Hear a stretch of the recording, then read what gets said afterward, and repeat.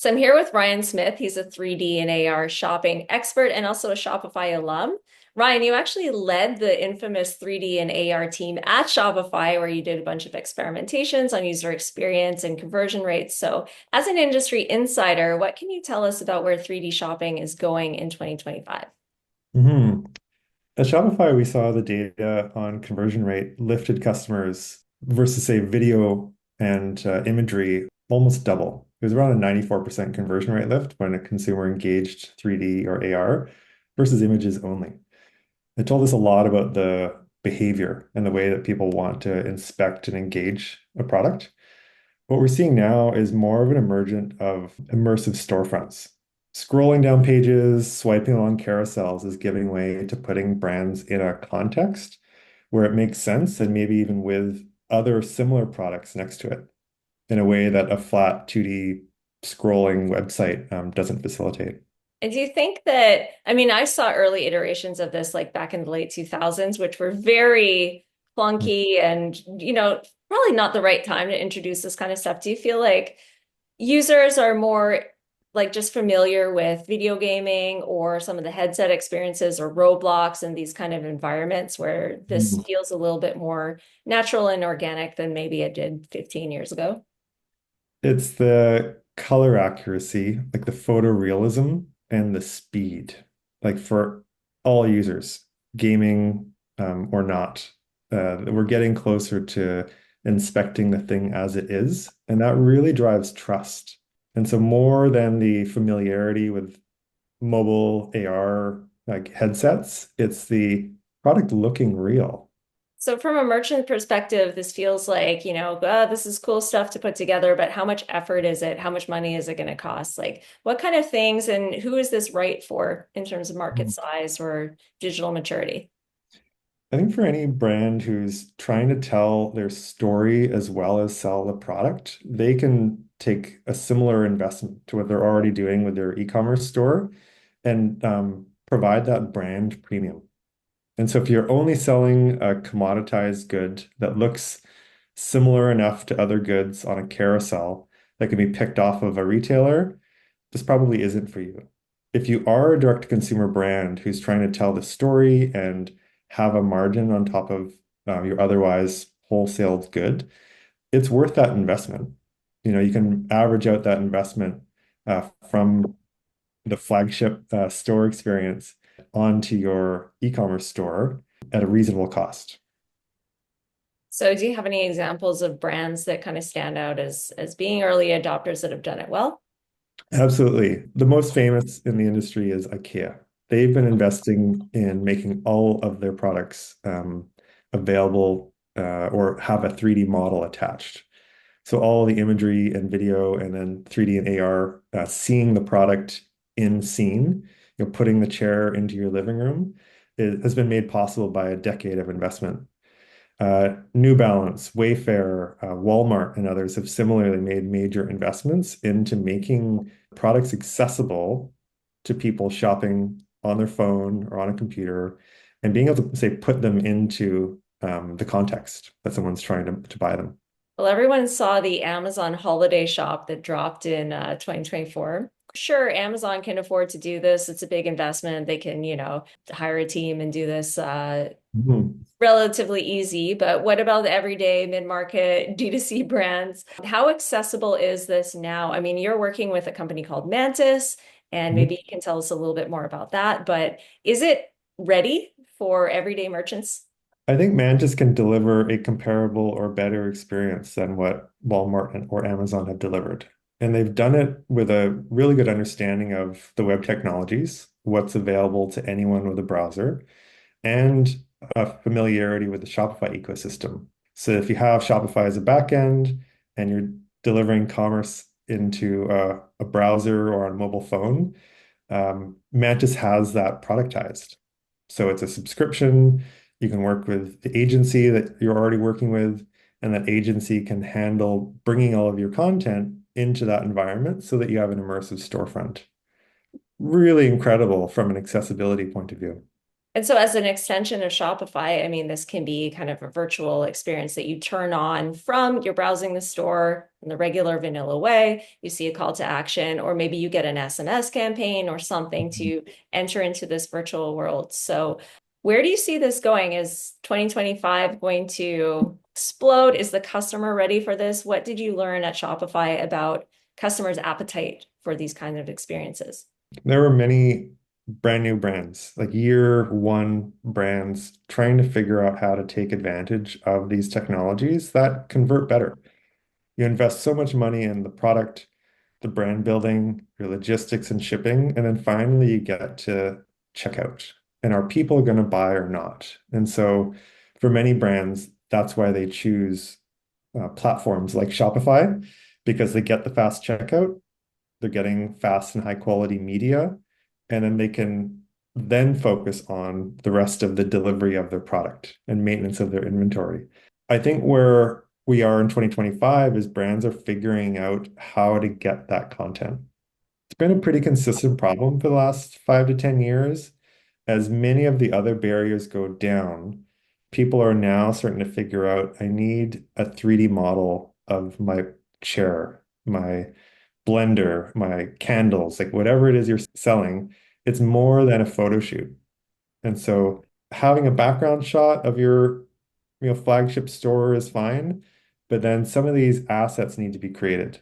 I think that that's still the number one barrier for brands is to get over that education hurdle, work with a partner who can get 3D assets, and then deploy them on a platform which is accessible like Mantis. Well, that's a good point because if you have a very large catalog, obviously you want to start with the highest priority ones. What are the types of product types or categories or industry verticals that you think this is most effective for? Furniture is pretty dominant. I think we see that across many furniture retailers and brands. They've been adopting early. You've got a more expensive good. A return is a real problem with something that's heavy or big.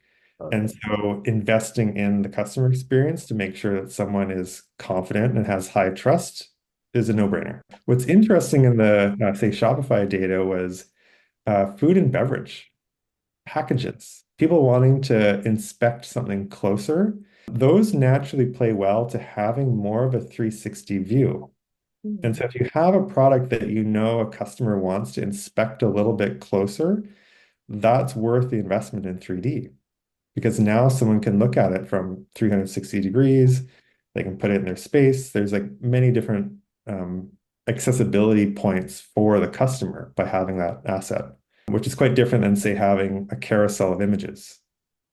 If there's something I want to see it closer, I want to zoom in, I want to see detail in the stitching on the sweater.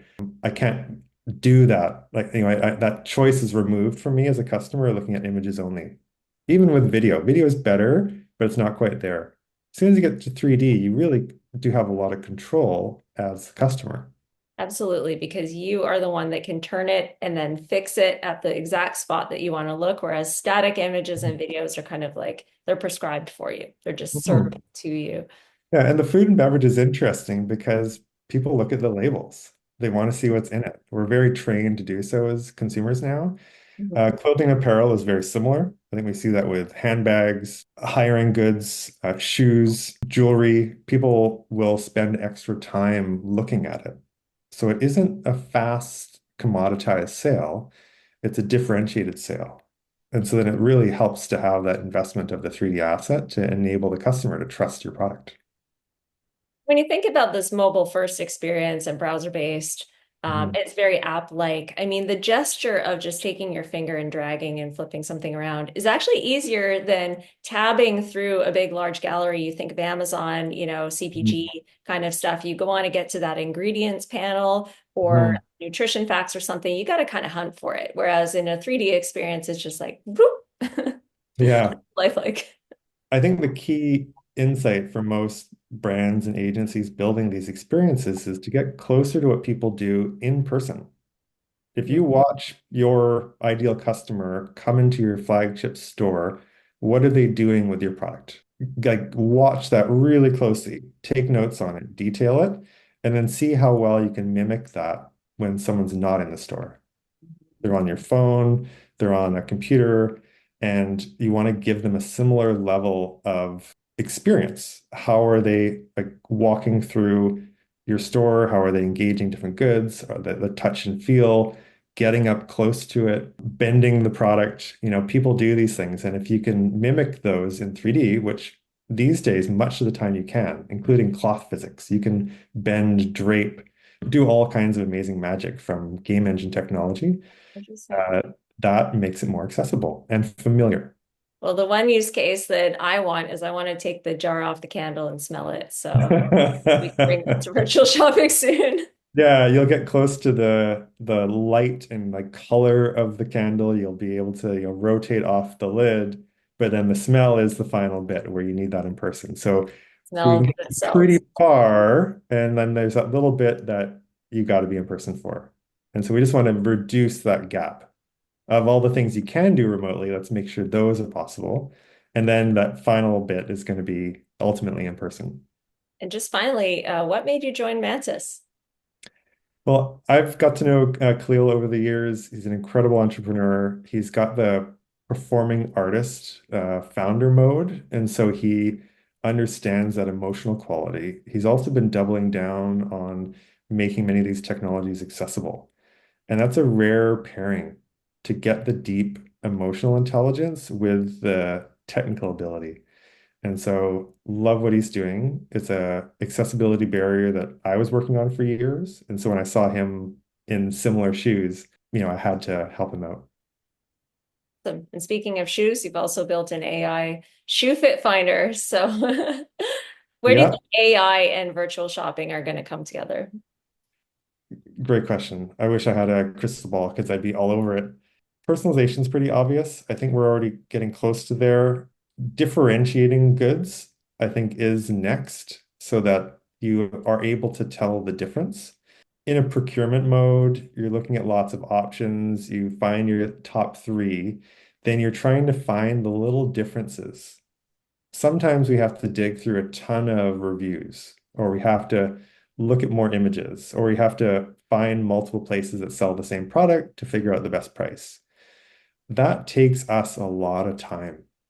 And so I think AI naturally will be able to automate out a lot of that complexity, whether it's price variance across multiple retailers, it's quality of good against similar goods from different brands, and then figuring out how to help us with those trade-offs. That's a really interesting margin to help the customer. Yeah, I agree. I think that's where everything is moving is the technology is going to cut out all of the inefficient, grunt work of trying to find and evaluate things, compare things, just be able to find stuff instantly. So thanks, Ryan. This is super insightful, and really interesting to see what kind of shops and what kind of experiences get built with Mantis in the coming months. Sounds great. Thank you.